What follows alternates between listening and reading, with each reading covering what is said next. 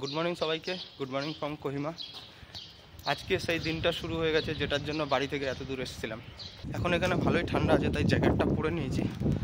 13 degree চলছে মোবাইলের temperature, তাই দেখলাম।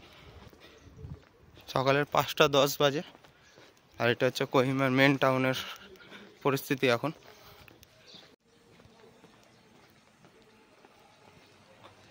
এটা হচ্ছে বাস স্ট্যান্ড, এখানেই বাস দাঁড়ানোর কথা, কিন্তু এখন কোনো বাস নেই, তাই হেঁটে যাওয়াটাই বেশি ভালো মনে হলো।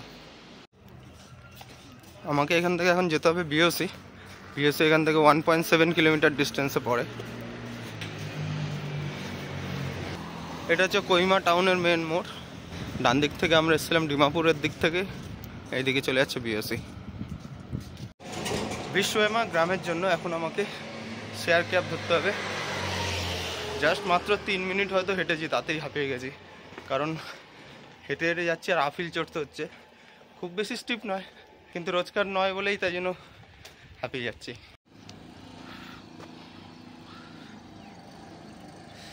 অলমোস্ট হাফ রাস্তা চলে এসেছি, আর 300-400 মিটারই বাকি। কিন্তু এর সাথে সাথে কত সুন্দর একটা সানরাইজ দেখলাম। এখন সবে 5:20 বাজে, আর সূর্য এতটা উপরে উঠে গেছে। এখানে সকালটা খুব তাড়াতাড়ি হয়। এই যে সামনে যে গাড়িগুলো দেখতে পাচ্ছেন, এগুলো করেই আমাকে যেতে হবে এখন বিশ্বমা গ্রামে।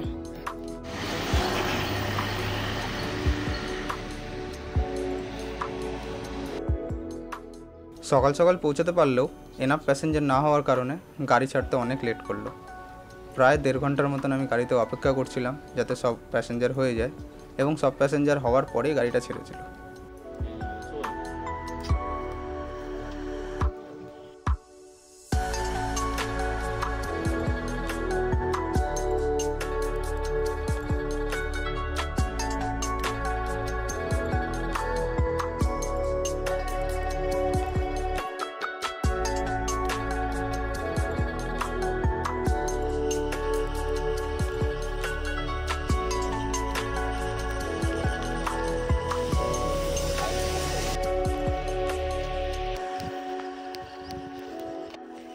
নিচে যে রোডটা দেখা যাচ্ছে, সেই রোডটাতে গাড়ি থেকে নামিয়ে দিল বলতে নেমে গেলাম, কারণ এখান থেকে জুকো ট্রেক শুরু।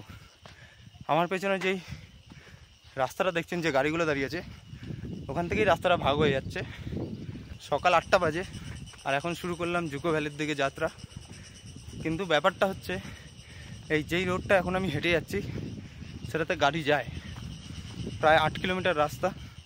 বেশিরভাগ লোকেই এই রাস্তাটা গাড়িতে করে নেয়, আমি হেঁটে যাচ্ছি তার কারণ এই 8 কিলোমিটার রাস্তাটা 1,500 টাকা গাড়ি ভাড়া। পিঠের ব্যাগটা অনেক ভারী হয়ে যাওয়ায় কষ্টটা একটু হচ্ছে, কারণ জল নিতে হয়েছে, খাবার নিতে হয়েছে, এবং সব কিছু সামান একবারেই নিয়ে আসতে হয়েছে। এখানে একটা জুকো ভ্যালির এন্ট্রি কাউন্টার দেখতে পাচ্ছি। আমার মনে হয় এইখান থেকে পার্চিটা কাটতে হবে। 120 रुपीज़, ये तो बहुत ज़्यादा हो गया।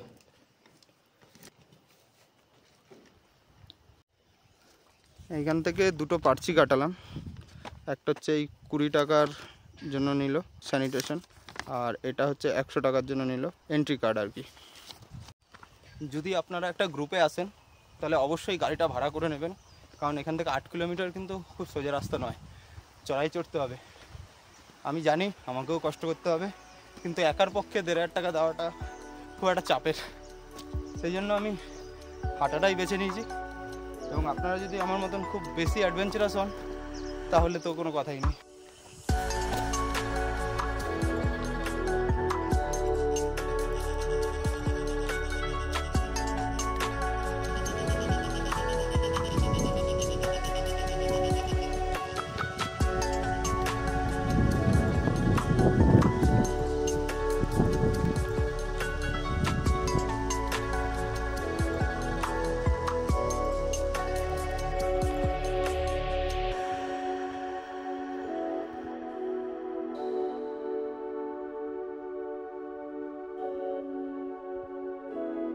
কিছুটা দূর আসার পর এখানে একটা ভিউ পয়েন্ট পেলাম। কি সুন্দর জায়গাটা দেখুন, ও মারাত্মক হাওয়াও দিচ্ছে, এবং দারুণ সুন্দর জায়গা। আমার তো হাওয়াতেই ঠান্ডা লেগে যাচ্ছে। জ্যাকেটটা খুলেছি ঠিকই, কিন্তু এখানে যা ঠান্ডা হাওয়া, কি সুন্দর জায়গাটা।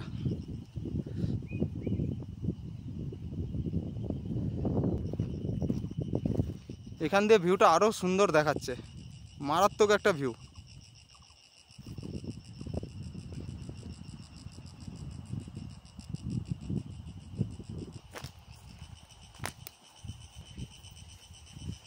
এখন সকাল 9টা বাজে, 12 ঘন্টার কাছাকাছি হয়ে গেল যে কিছু খাইনি এখনও।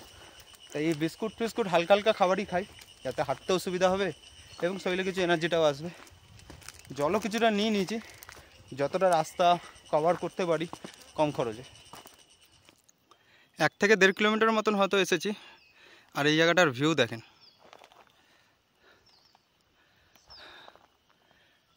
আর যদি পুরোপুরি চুপ থাকা যায় তাহলে কত রকম পাখির আওয়াজ শোনা যায়।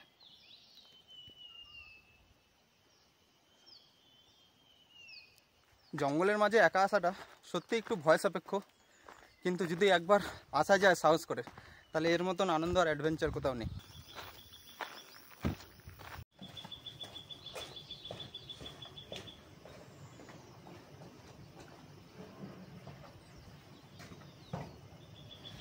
প্রায় 3 কিলোমিটার উপরে উঠে এসেছি এবং 3 কিলোমিটার আসার পর এরকম একটা রেস্টিং প্লেস পেয়েছি, যেখানে কিছুক্ষণের জন্য একটু রেস্ট নিয়ে নেব।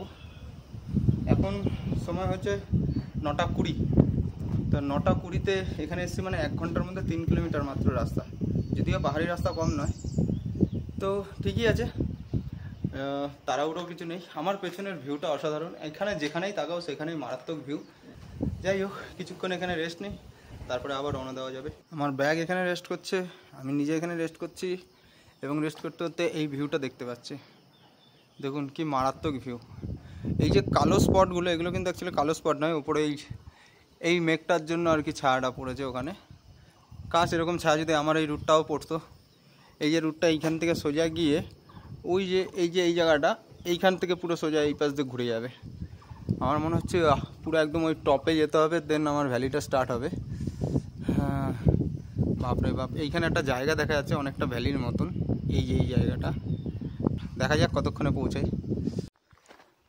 সময়ের মধ্যে এগোবো নাকি দাঁড়িয়ে দাঁড়িয়ে শুধু ভিউ দেখবো বুঝে উঠতে পারছি না, কারণ একটুখানি এগোতে না এগোতেই ভিউ পাল্টে যাচ্ছে। আমি জানি অনেকে বলবে যে এইটুখানির মধ্যে এতবার দাঁড়ানো, কিন্তু কী করবো, পাহাড় প্রেমী তো, তাই এখন ভাবছি একটু জেদ নিয়ে মোবাইলটা বন্ধ করে সোজা এগিয়ে যাই কিছুটা রাস্তা, তারপরে আবার মোবাইল বের করে ভিডিও রেকর্ডিং করব। হতে পারে ভিডিওটা লম্বা হয়ে যাবে, কিন্তু কিছু করার নেই।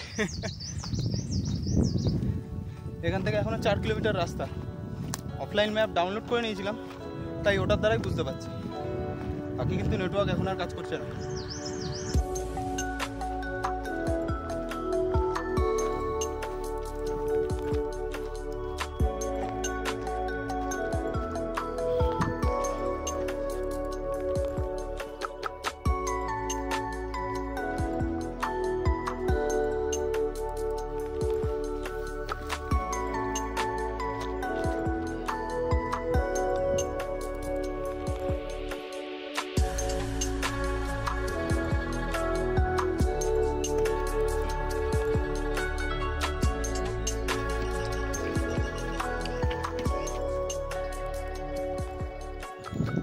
জল খাওয়ার জন্য বারবার একটু দাঁড়াতে হচ্ছে, কারণ জলের প্রয়োজনীয়তা খুব।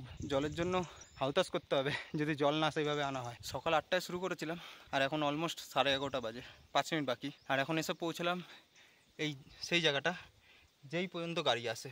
এখানে একটা খুব সুন্দর জায়গা বানিয়েছে, আর এই জায়গাটা থেকে মেন ট্রেক শুরু হয়, মেন হাঁটা শুরু হয়। তার মানে এতক্ষণ আমি যেইটুখানি হেঁটে এসেছি ওটা কিছুই ছিল না। এই যে নিচের যে রাস্তাটা, এই যে এইখান থেকে এসছে, এই রাস্তাটা দিয়েই এলাম। এইখানটা এসে সব গাড়ি পার্ক হয়, লাস্ট এই পর্যন্ত গাড়ি আসে। তারপরে এই দিকটা দিয়ে রাস্তা আছে ওপরে উঠে যাওয়ার, আর এইখানটাতে একটা এরকম বানিয়েছে, ভালোই লাগছে দেখতে। জাস্ট একটা 5 মিনিটের ওয়াটার ব্রেক, তারপরে আবার শুরু করব। এই যে ওপরটা আছে, এই ওপরটা পর্যন্ত আমাকে যেতে হবে এখন। এই ওপরটা গেলেই তারপরে মেন ভ্যালি শুরু হবে। আপনি বিশ্বাস করতে পারবেন না যে এই জায়গাটা এবং উপরে পৌঁছানোর পর যেই জায়গাটা চোখের সামনে আসবে, দুটো টোটালি আলাদা, মনে হবে দুটো আলাদা আলাদা দুনিয়া। আমিও দেখব, আপনাদেরকেও দেখাবো। কাল বিকালে কেনা কেকটা এখন খাচ্ছি, সকাল থেকে কিছু খাওয়া হয়নি। ব্যাগটা আমার ওখানেই রয়েছে। এই রোদ্দুর বসতে দিল না আমায়, তাই এই ছাওয়াটা এসে দাঁড়িয়েছি।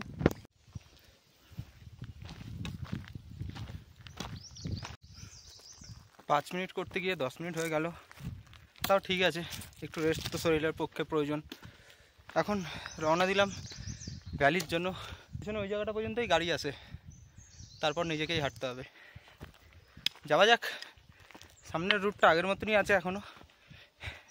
ভ্যালিটা কিছুক্ষণের মধ্যেই হয়তো আসবে, হয়তো 600 থেকে 700 মিটারের মধ্যে। কিন্তু এই চড়াইটা অনেকটাই চড়াই। 300-400 মিটার আসার পর এরকম পেছনে একটা মার্কিং আছে, এবং মার্কিংটা যেদিকে আছে সেটা হচ্ছে এরকম, এই সিঁড়ি দিয়েই উপরে উঠতে হবে। এবার ভাঙাচোরা রাস্তায় হচ্ছিল না, আবার সিঁড়ি। যাই হোক, কিছু তো করার নেই, উঠতে তো হবেই।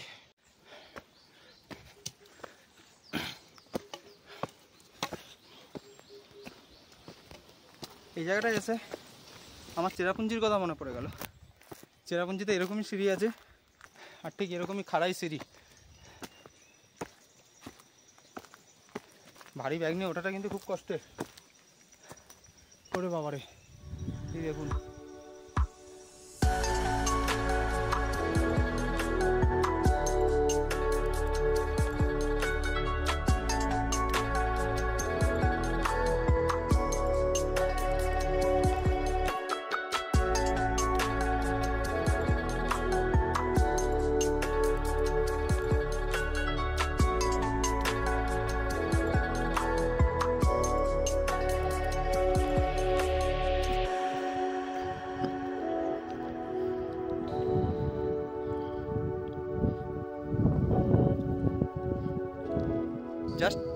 জাস্ট 5 মিনিট আগে এই যে জায়গাটা দেখছেন, এইখান থেকে উঠে এলাম। Very steep, very down. এইখান থেকে উঠে আসার পর এই যে আমার পেছনে যে জায়গাটা আছে, এটা হচ্ছে ভিউ পয়েন্ট বা রেস্টিং পয়েন্টও বলতে পারেন। যে ক্লাইমটা এখন করে এলাম, এটা আমার এই জায়গাটা মাল্টি স্টোরিজ, মানে আপনি ছাদেও যেতে পারবেন। আমার ব্যাগটা ওখানে রাখা, ঠিক এইখান থেকে উপরে যাওয়া যায়। আর এখানে লেখা ওয়ে টু জুকো। কিছুক্ষণের মধ্যে আমি এই জায়গাটা দেখাচ্ছি, চলুন উপর দিয়ে দেখানো যাক।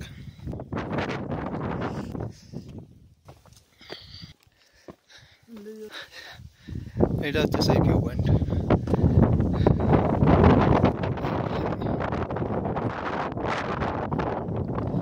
সামনে এটা পুরো ভিউ পয়েন্ট। এইবার আমি আপনাদের দেখাই জুকো ভ্যালি কেন বিখ্যাত। তার আগে এই জায়গাটা লেখা আছে জুকো এইদিকে, তাই এইদিকেই যাচ্ছি। Wishing you a joyous trekking. Okay, আমি খুব আনন্দিত। লেট হয়ে গেছে অনেক, কিন্তু তারপরেও খুব খুশি। এই পুরো জায়গাটা এরকম ছোট ছোট বাম্বু গাছের একটা জাতি, মানে বাঁশ গাছেরই জাত এটা। এইরকম গাছ দিয়ে পুরো ভর্তি, দেখুন পুরো ভ্যালিতে। আর ওই যে ন্যাড়া গাছগুলো দেখা যাচ্ছে, যেগুলো পাতা নেই, শুধু মোটা মোটা কাণ্ডগুলো রয়েছে। এখানে কিন্তু বেশি বড় গাছ হয় না। এখানে খুব হাওয়া চলছে, সেই কারণে জ্যাকেটটা আমি পরে নিয়েছি। এতক্ষণ গরমে ঘেমে পিঠের গেঞ্জিটা পুরো ভিজে গেছিলো, এখন আবার ঠান্ডা লাগছে। সমুদ্রপৃষ্ঠ থেকে এটা 2450 মিটারের কাছাকাছি উপরে।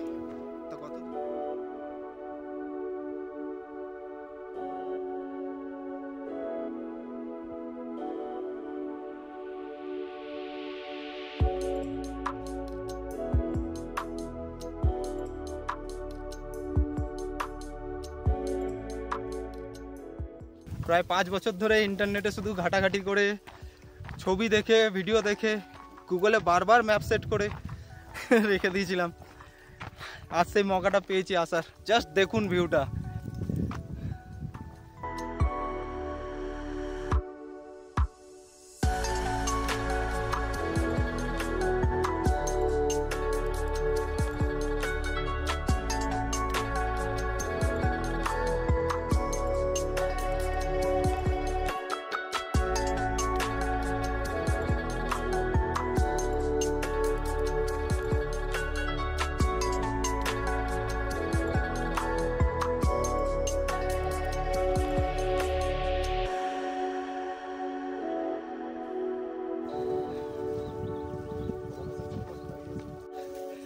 এই ভাইগুলো প্রায় 5-6 জন এসেছে ক্যাম্পিং করবে বলে। ঘর से लेके आए हो ये सब सामान? একদম ঘর থেকে নিয়ে এসছে। আরও সামনে অনেকে আছে। কাজ আমিও যদি কোনো গ্রুপে আসতাম তাহলে হয়তো আমারও ক্যাম্পিং হতো। অলমোস্ট চলেই এসছি এই যে ক্যাম্প। এই ভাইদের সাথে গল্প করতে করতে চলে এলাম। বেশিরভাগটাই বুঝিনি কারণ এরা আসামিস। আর একটুখানি রাস্তা আছে। এখন 3টে বাজে, সকাল 8টায় শুরু করেছিলাম।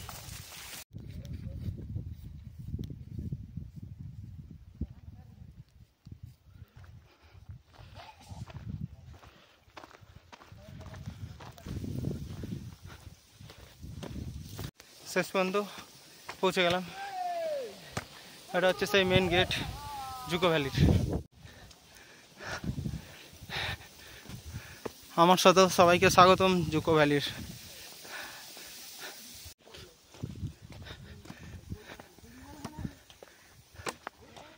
এখানে পৌঁছে গেছি, হিসাবের অনেক ব্যাপার আছে। আর পেছনেই হচ্ছে এটা ডরমেটারি।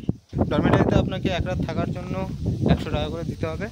একটা ব্ল্যাঙ্কেটও দেবে, তার জন্য আলাদা ভাড়া। রাত্রে ডিনার ও মাই গড 250 টাকা ভেজ। তো মোটামুটি এটার ভিতরে যাই। ব্যাগটা এখানে রেখেছিলাম। এখানে ভিউটা দেখুন কি মারাত্মক ভিউ। বেশিরভাগ লোকে এইখানে টেন্ট ফেন্ট খাটায়। এখানে একটা টেন্ট আমি দেখতে পেয়েছি। তারপরে তো ব্যাগটা নিয়ে ভেতরে যাই। প্রথমে সেটেল হই, তারপরে বাইরে আসবো। এটা হচ্ছে प्राइस लिस्ट। ओके, चार्जिंग के लिए तो कोई जगह नहीं मिलेगा। এগুলো ভাইদের ম্যাট আর এটা আমার। এখানে আসার পর সবার প্রথম প্রায়োরিটি হচ্ছে জল ভরা। 2খানা বোতল আমার কাছে ছিল, খালি হয়ে গেছে। সেই 2টো বোতলে জল ভরতে যাচ্ছি। এই নিচেই যেতে হবে, বললো নিচে দিয়ে গিয়ে বোতলে ভরে নিতে। এইটা হচ্ছে খাওয়ার জলের জায়গা। ডিপ ফ্রিজে রাখা জল 2টোই নিয়ে নিয়েছি। এছাড়া তো জলের কোনো অপশন নেই। এরকম একটা ফোম ম্যাট 50 টাকা। এরকম একটা কম্বল, একটু মোটা ধরনের আছে, 200 টাকা। আমার বিছানাটা গুছিয়ে নিয়েছি। এখানে ব্যাগ ওখানে রয়েছে।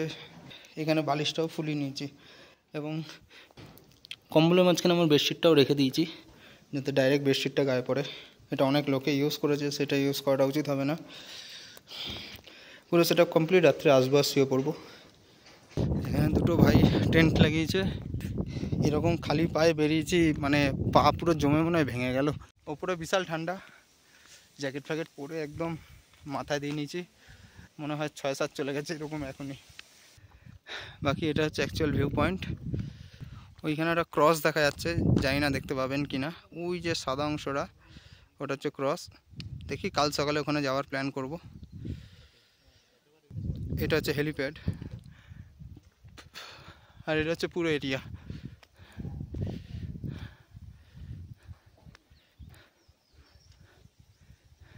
এটা হচ্ছে মেন ভ্যালি।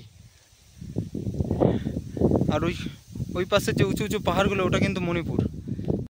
জুকো ভ্যালি কিন্তু নাগাল্যান্ড এবং মণিপুরের বর্ডারেই পড়ে। ওই উঁচু পাহাড়গুলো হচ্ছে মণিপুরের পাহাড়। আর ওইখানে যে ক্রসটা রয়েছে, সেই ক্রসটাই 2টো বর্ডারকে মেনশন করে। এখন আমরা দাঁড়িয়েছি নাগাল্যান্ডে। ওপাশ দিয়েও আসা যায়, মণিপুর থেকেও আসা যায়। 1500 টাকা স্মার্ট ওয়াচ অনুযায়ী আমি আজকে প্রায় 15,000 স্টেপ নিয়ে ফেলেছি।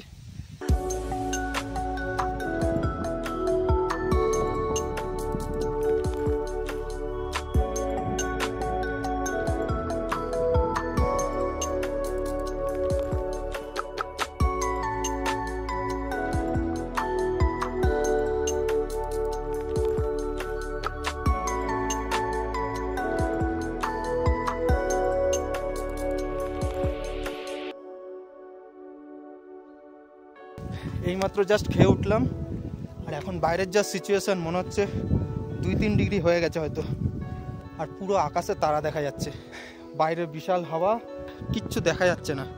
আমার মোবাইলের জাস্ট ফ্ল্যাশটা জ্বালিয়েছি, সেই কারণেই আর কি বোঝা যাচ্ছে। এই যে বেঞ্চগুলো, যেখানে বিকেলবেলা আমরা সময় কাটালাম, দাঁড়ানো যাবে না। যাই হোক, আজকের ভিডিওটা এই পর্যন্তই থাক।